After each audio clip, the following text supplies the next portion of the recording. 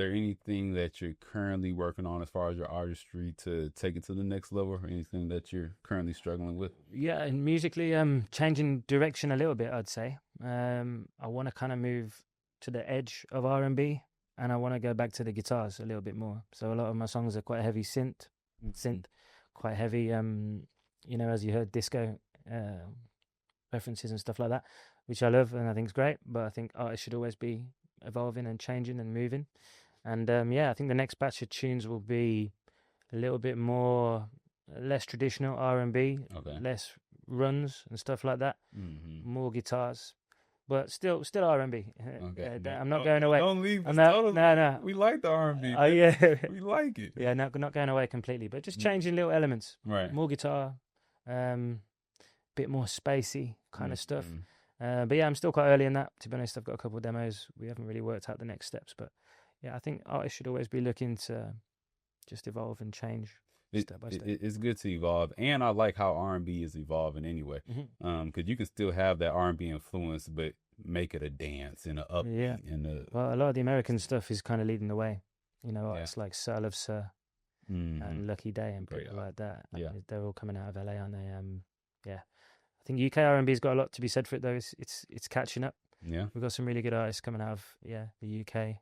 But it doesn't quite get the same platform or attention that I think it does in the States. Some of these R&B guys and girls in the States really do have mainstream appeal. Yeah. Whereas I think in the UK, it's happening, but a lot slower. Okay. And we're yet to see, a current day modern UK R&B artist really get that mainstream platform. We have in the past. I guess Craig David would be an example of that, but it hasn't happened too many times. Is Daniel Caesar from? No, he's American. He's American? Yeah. Okay. I wish we could claim him, but we can't. I'm trying to think, yeah. And I guess I'm kind of new to UK R&B myself, but I just figured that there was some out there. But it makes sense that America would be leading the way when it comes to R&B. Do you think that there's an appetite for R&B in UK? Yeah, for sure, and definitely in the big cities, London. Yeah, I mean, it's growing. There's some really amazing R&B artists that are. I think the problem is the moment they get like to a decent level, they move to the States. Okay. So we don't keep them for too long. Yeah, right. But there's definitely a market for it here, and as I said, it's growing, but just slower. Okay. And one thing that annoyed me was last year in the Brits, or maybe the year before, they put the pop R&B category together, and then they nominated just 5 pop stars like Harry Styles and it's like, how's an R&B artist ever gonna win that award? Yeah. And why is pop and R&B in the same category anyway? They're two different things. In my mind, they definitely cross, lanes and share certain things, but R&B is its own genre. And I actually think that was 2 years ago. This year they changed it, so R&B had its own category. So okay, good. It's moving in the right way. But I'm glad they got that right. Because I almost feel like R&B. I'm happy with the evolution, like I just said, but I'm going to contradict myself by saying that sometimes I feel like good quality R&B gets overlooked a little bit. And I ask you, does that put any pressure on you to make more dance, more poppy songs, because that's kind of what's driving the market? Yeah, I would say no at this point. But I won't say never.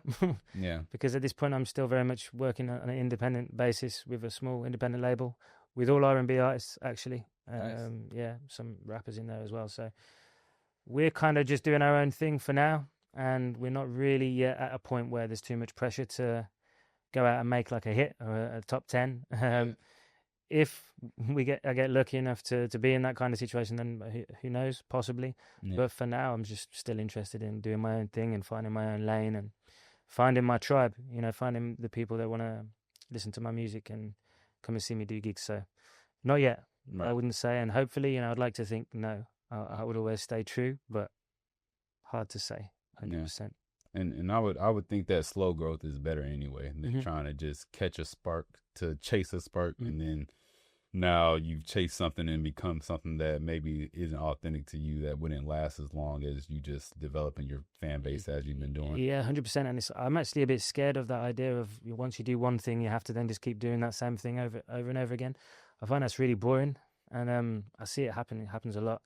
Yeah, I find that so boring because as a music customer, as a consumer, I'm listening to different stuff all the time, loads of different stuff, and kind of I like artists that are really versatile in that way, where they can just switch it up.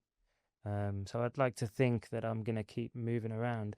Again, it will always be soul based. It will always be the way I sing and the way I hear music. It's always based in soulful melodies and stuff like that. But you can play with that. You can have fun with different sounds, different styles. So yeah, I think that's probably, look out for me continuing to do that. I'm gonna try my best to keep messing around. Nice. And I think that's the right balance to have, of keeping what's the essence of you, but also having fun and experimenting, because you can do what you want to do. Obviously, you know, there's always fans who are like, oh, I miss the old Kanye, or I miss the old Usher, or whatever it is. And it's like, well, it's their life. They can make what kind of music they want to make, but also you want to still feed the fans something. That's why I want to show my sadness when you said, oh, I'm leaving R&B. Wait, not yet. Yeah. You know? Well, I guess that's also one of the kind of benefits and nice things about being at the stage where I'm at, where I don't have 50,000 people saying what happened to the old sound. You know, that I'm not at that point yet. So that's a freedom. That's a creative license to continue experimenting and continue messing around, which is really why I enjoy music. Yeah. You know, that element of, you don't know what's going to come out. I think it would be boring if you're like a big pop star. Now, how they go into the studio, they've got 6 writers in the room. They play them 10 songs. Which one do you like? And then they just pick one. And then they got someone in the booth with them telling them how to sing it. Right. And that's how a lot of the top artists, you know, pop artists are working. And for me, that's just like anti-music. It's like, what are you actually hearing about that artist? There's nothing from them, from their soul coming through at all. It's someone else's idea. You know, in many cases, it's 10 people's idea, and they're just the face and the voice. And, you know, that's boring to me. It really is boring to me. I like the position I'm in right now. Obviously, it could do with bigger, better, everything. But, you know, from a creative standpoint, it's a bit of a superpower, actually, at this point. Right. Yeah. I like that perspective a lot. And I like that you're staying authentic to who you are and not just joining the microwave. There's definitely a formula for making a hit these days, and how you just explained it so well of what that looks like in the studio.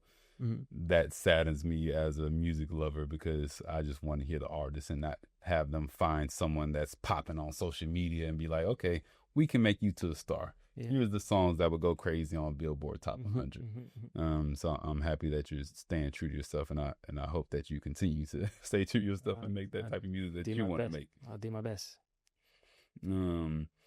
So what does success look like to Benny Atlas? Because obviously you're someone that I see cares a lot about the music itself. Is there a certain goal that you're trying to reach, or Yes, really super simple. Just to be full-time able to work on music. That's it. You know, right now I have to work part-time.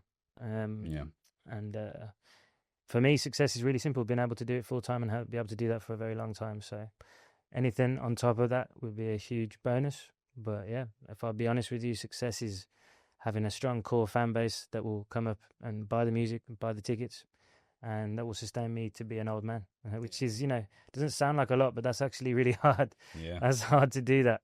So yeah, that's success to me. Listen, anything else that comes on top of that, listen, I'm over the moon, of course. But for now, yeah, success is just being able to really go full time and just do it solely music.